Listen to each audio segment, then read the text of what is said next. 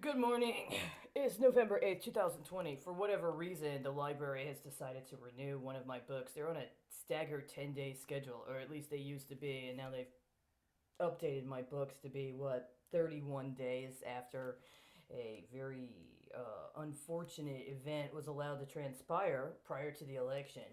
But apparently, what that means is I have to recomport myself. I went through this situation where I started reading excerpts of The Other America by Michael Harrington. The only book of Michael Harrington's I never read. I read everything else Michael Harrington wrote, except for The Other America. So I read a couple of it. I considered them campaign contributions from the estate of Michael Harrington, who, by the way, upon his death, put all of his estate, I believe also intangible, into a trust that was then made available to the Democratic Socialists of America. And is part of what was financing not only the office space they had in downtown New York, but also various exercises of branch activity, right? Branch activity, because that's where we are with it now, including the Chicago branch where I used to be the co-director, or I used to be the not the co-director. What was it? Yeah, it was the co-director of the local in Chicago.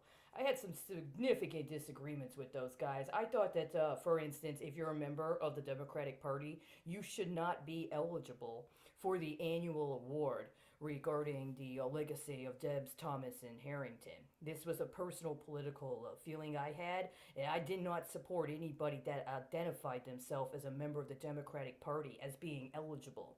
But there was a committee, and the committee was the one who decided on who they considered to be appropriate candidates and awardees. So I was not always in the majority opinion in these matters, just so you know. But apparently, I have to make a transition. Because you want me to believe that who I used to be got knocked off. And even though I contacted this guy 3 times, including the first time in early 2018, when I understand it online, somebody was virtually throwing me his keys and telling me he gave me access to the corporate suite, and that while I was there, I could use his identity to come up with fake credentials in order to get access to other of his assets. I said, you know what? I declined.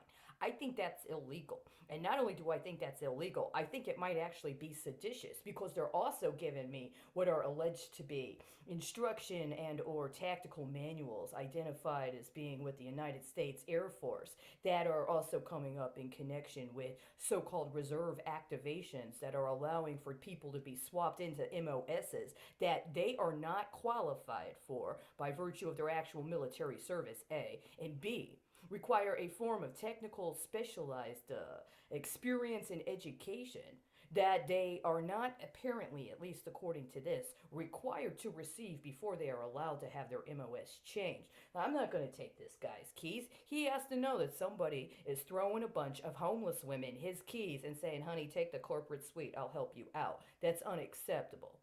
But I didn't get any contact from them. What I did get is all of my life stolen and transported to another city for a $300 million muni bond after I had to make a side trip into another city in order to hook up somebody's deal for the Cannabis Entrepreneurs Conference, even though I was on the street, right? A couple years later, come along. I'm like, what is this guy doing with my AML system? What is this guy doing in another fucking country that's presumably buying a large cache of weapons from the United States government, discussing anti money laundering at a conference that involves another organization under his purview?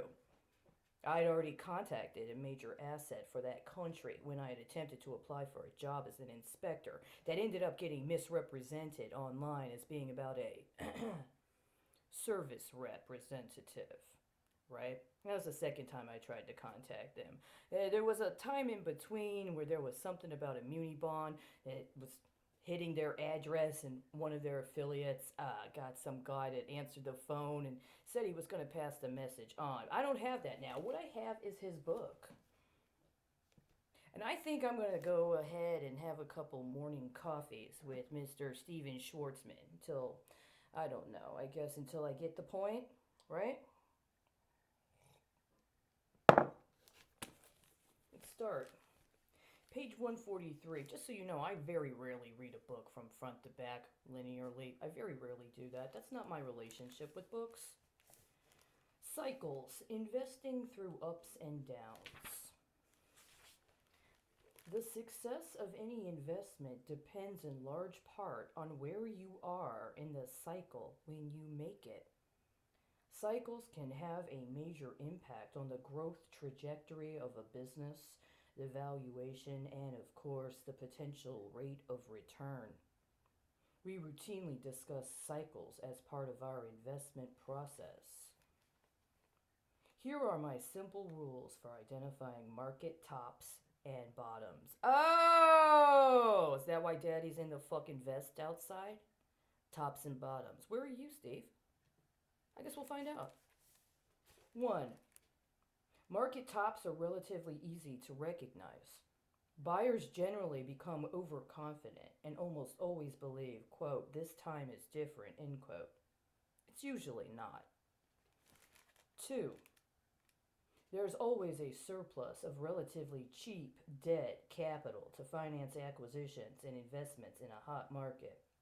In some cases, lenders won't even charge cash interest, and they often relax or suspend typical loan restrictions as well. Leverage levels escalate compared to historical averages, with borrowing sometimes reaching as high as 10 times or more compared to equity. I just want to put a caveat here and say, constitutionally speaking, at least now, it is against the Constitution. It is illegal in the United States to reduce a budget by 10 times. Did you know that? You cannot reduce a budget by more than 1/10 a year.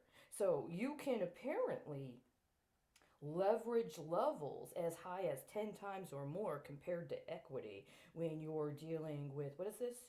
Cheap debt capital to finance acquisitions. But if you're dealing with the federal appropriations process and you need to reprogram in order to recalibrate for a market change constitutionally, you're not allowed to reduce any particular budget area by more than 10% annually. Anyway, I'm continuing. Buyers will start accepting over-optimistic accounting adjustments and financial forecasts to justify taking on high levels of debt. Unfortunately, most of these forecasts tend not to materialize once the economy starts decelerating or declining. 3. Another indicator that a market is peaking is the number of people you know who start getting rich. The number of investors claiming outperformance grows with the market. Loose credit conditions and a rising tide can make it easy for individuals without any particular strategy or process to make money, quote, accidentally, end quote. You mean like force majeure? But making money in strong markets can be short-lived. Smart investors perform well through a combination of self-discipline and sound risk assessment, even when market conditions reverse. Well, when you're as high-performing as I am, you can often reverse 2-3 times during a day, and when nobody confirms point of origin or the destination for a particular transaction, you really don't have any way to gauge the effectiveness of your leveraging strategy, do you? It's all an illusion. It's all pie in the sky, unless you have something to tear it to, right?